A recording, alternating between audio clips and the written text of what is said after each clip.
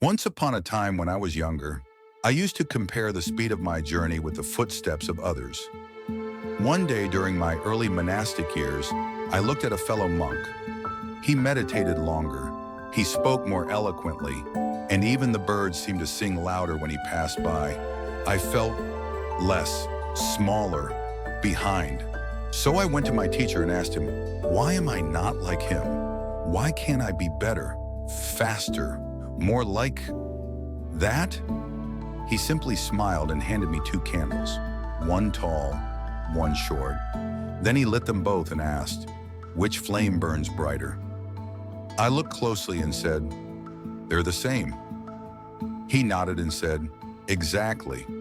The height of the candle doesn't determine the brightness of its flame. And that lesson, my friend, lives in me to this day. You see, comparison is a silent poison.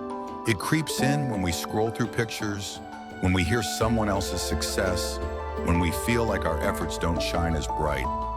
But here's what I've learned. Every soul blooms at its own season. The flower does not envy the tree. The moon does not compete with the sun. They simply exist, fully, freely, in their own time. When we compare, we rob ourselves of the present. We trade our peace for pressure. We forget that our path is not meant to look like anyone else's. And often the people we compare ourselves to are comparing themselves to someone else too. It's a cycle of suffering. There's an old story. A man was digging for water. He dug 5 feet and found nothing. So he moved to a new spot, dug 5 feet, still nothing. After several tries, he gave up. But a wise elder came by and said, if you had dug just 1 more foot in the first spot, you would have hit water. Comparison is like that. It pulls us from our path, constantly chasing someone else's. And in doing so, we never go deep enough to find our own treasure. Instead of asking, why am I not like them? Ask, how far have I come? Growth is quiet. Progress is personal.